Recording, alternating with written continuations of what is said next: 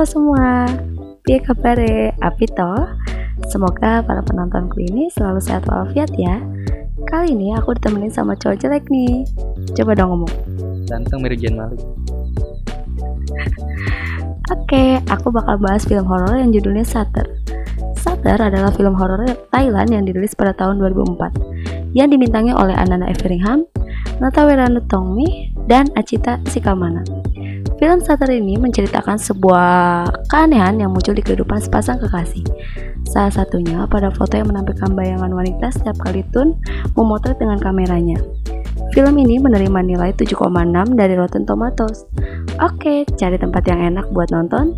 Jangan lupa sediain cemilan. Dan langsung saja kita ke alur ceritanya.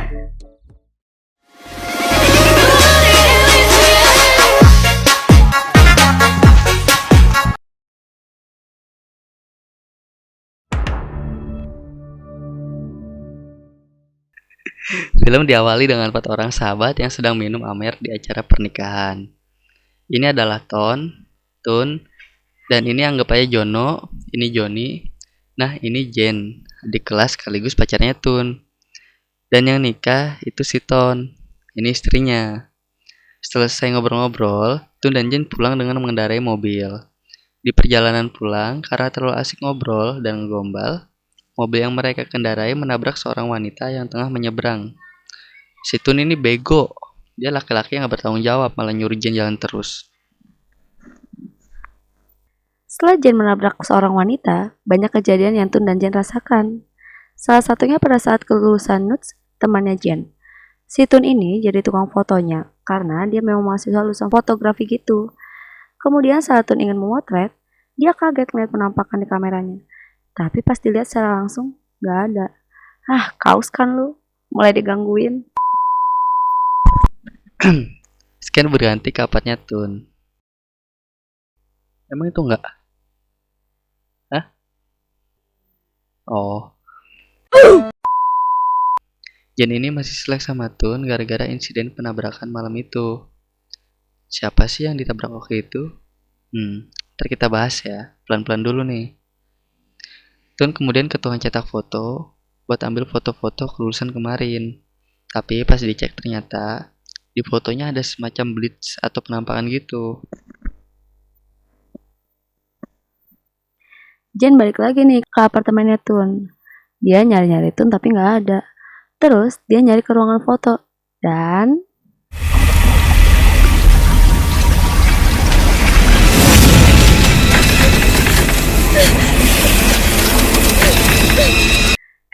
tapi itu kan wastafel. Kok muat ya?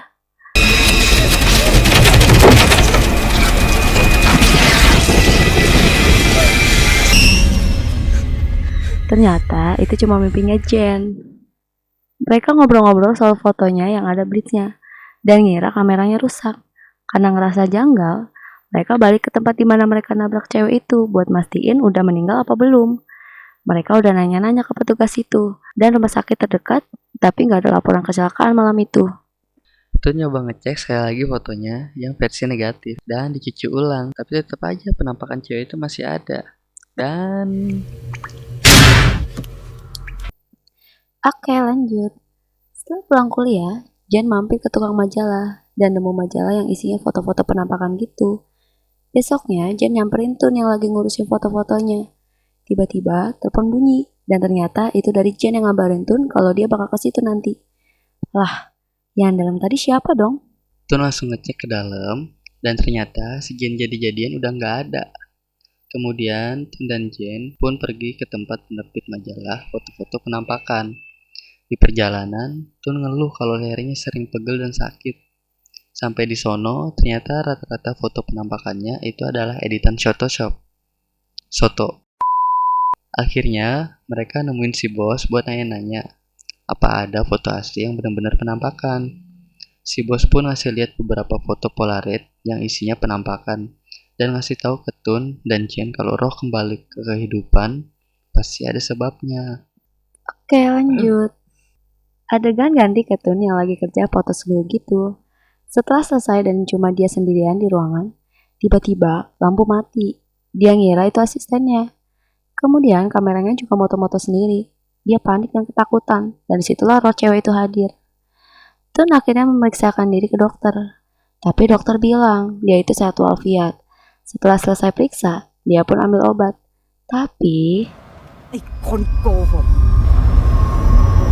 ไอ้คนโกหก ส่วนยาซองนี้นะคะ หมอให้คุณคะ คุณ Gantian lagi ya. Di rumah, tuh ngecek foto-fotonya lagi dan ngamuk. Kemudian dia nyoba nyamperin Jen ke kelasnya. Dia lihat Jen diem aja, disamperin lah. Pas dideketin itu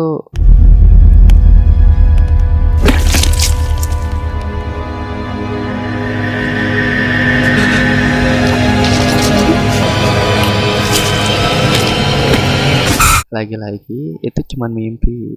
Tun datang ke apartnya Tun dan bilang kalau dia bakal mati. Dia minta foto-foto cewek itu. Oke, nanti di akhir bakal jelas semua. Jadi sabar ya. Tun ngamuk dan minta foto-fotonya, tapi Tun bilang gak tahu apa-apa. Tun nyoba hubungi istrinya, tapi si Tun udah ngilang duluan. Jen kemudian datang dan ngeliat di foto-foto kelulusan Nuj ada penampakannya. Jen pun datang ke kampus dan nyoba foto lagi, tapi nggak ada apa-apa. Kemudian dia ke sebuah ruangan penelitian gitu. Dia foto-foto terus di ruangan itu. Sampai akhirnya nemu sebuah penampakan. Dia mau kabur, tapi tiba-tiba ada bingkai foto yang jatuh dan retak. Bingkai itu berisi foto mahasiswa kampus bersama Natre, bernama Natre, Napa Changam, tahun 1995 lalu. Adegan berpindah ke Tun yang datang ke rumah Ton buat mastiin di mana Ton. Sedangkan di kampus dia nyari-nyari info tentang Natre dan nemuin sebuah foto lawas. Dan itu adalah fotonya Tun dan Natre. Di rumah Ton ngelihat sahabatnya ini lompat dari balkon dan ya tentu saja meninggal. Setelah dievakuasi di RS, istrinya Ton nanya ke Tun, ada apa nih sebenarnya? Kenapa sahabat-sahabatnya Tun semuanya pada meninggal karena bunuh diri? Di majalah si Tun ini, nggak bisa jawab. Di dalam mobil, dia nanya ke Tun, siapa cewek yang foto bareng dia dulu. Karena dia yakin semua ini ada kaitannya.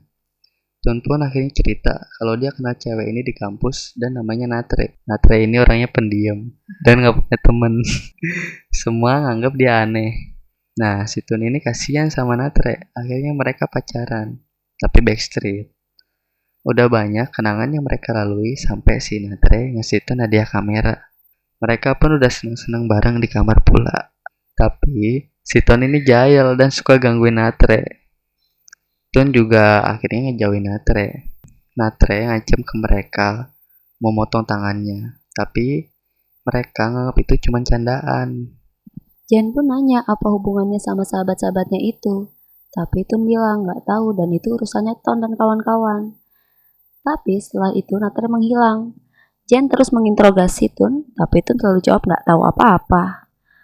Esok malamnya mereka berdua mau ke rumah Natre. Di perjalanan mereka mampir ke SPBU dan si Tun ini berak dulu sambil ngudut. Kebetulan tisu toiletnya habis. Karena di sebelah ada orang, dia pun nyoba minta tisu toilet. Pas ngasih kok tangannya kayak cewek kutekan gitu. Didobraklah kamar di sebelah dan ternyata isinya bencong.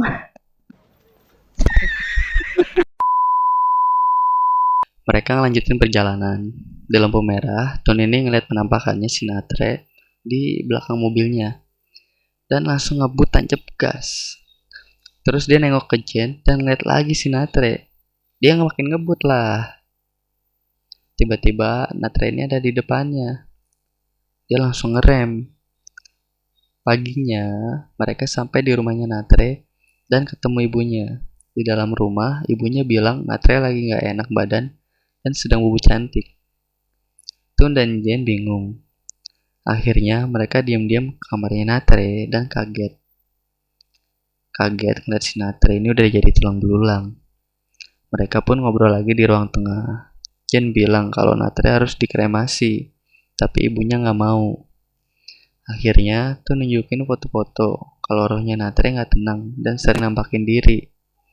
Ibunya nangis dan akhirnya setuju buat ngeremasi Natre. Di pemakaman itu, ada tetangga yang cerita ke Tun dan Jen bahwa setelah Natre pulang, dia kelihatan beda dan gak mau ngomong sama siapapun. Natre juga overdosis. Alhamdulillah, emaknya menemuin dia dan ngebawa ke rumah sakit tepat waktu. Tapi pas Natre sadar, dia ke atap rumah sakit dan lompat dari situ. Dan alasan kenapa emaknya gak mau kremasi adalah karena sejak itu pikirannya keganggu. Dan tetangga gak ada yang mau ngomong sama dia. Mereka pun balik. Sampai di apartemen, Tun ini gak bisa bobo cantik ya. Pikirannya gak tenang. Dia mencoba buat nenangin Tun. Mereka akhirnya bobo. Tapi si Tun ini kebangun lagi. Pas dia nyoba buat bobo lagi, tiba-tiba ada yang narik selimutnya. Pas dia lihat ke arah kakinya, dia kaget karena ada Natre di situ. Dia coba bangunin Jen, tapi Natre ini udah hilang. Tiba-tiba dia nongol lagi. Tun kabur keluar kamar, tapi dikejar terus sama Natre. Karena pintu dan elevatornya dikunci, dia lewat tangga. Tapi anehnya, udah berapa kali pun dia turun tangga, tetap aja di lantai yang sama. Hingga akhirnya, dia ketemu Jen yang tangannya berlumuran darah. Ternyata itu adalah Natre. Tun akhirnya nyoba kabur lewat tangga. Tetap aja dikejar sama Natre. Dan ngejarnya ini dari atas pula. Tun nengok ke atas, tapi si Natre udah gak ada. Dan tiba-tiba, karena kaget, Tun kepleset dan akhirnya jatuh. Udah belum? Udah. Esoknya, ia terbangun di ranjang rumah sakit dengan Jen di sisinya. Jen bilang kalau mayat Natre bakal dikremasi hari ini. Mereka pun menyaksikan mayat Natre yang dikremasi. Di perjalanan pulang, Tun ini diam aja. Dia ngelamunin, ngebayangin dulu pas masih sama Natre. Besoknya, Jen yang ngambil foto-foto mereka berdua di tukang cetak foto. Ternyata ada penampakan Natre yang kalau di stop motion, Natre seolah mau ngambil sesuatu di lemari. Jen pun nyari sesuatu di lemari dan nemuin foto negatif. Dia coba cuci, dan ternyata itu adalah foto Natre yang diperkaos. Oke, di sini semua bakal jelas ya. Jadi si Natre ini lagi di lab penelitian, dan dia digangguin sama Ton dan kawan-kawan. Natre berusaha kabur tapi malah diperkaos sama Ton. Dan yang dulu dia tabrak, itu adalah si arwah penasarannya si Natre. Jen pun tahu semuanya. Tun juga akhirnya nyeritain detailnya. Ternyata dulu pas Natre diperkaos, Tun ada di situ. Dan dia disuruh Ton buat foto Natre yang setengah bugil, buat ngancam Natre. Padahal Natre udah minta tolong. Setelah itu, Jen pun pergi ninggalin Tun. Tun pun ngebakar foto-foto yang ada penampakannya. Dia akhirnya kesel dan nyuruh Natre buat nampakin diri. Dia coba foto setiap sudut apartemennya tapi nggak ketemu. Hingga akhirnya dilemparlah kameranya dan kamera itu ngefoto Tun. Tun lihat hasil fotonya dan dia kaget.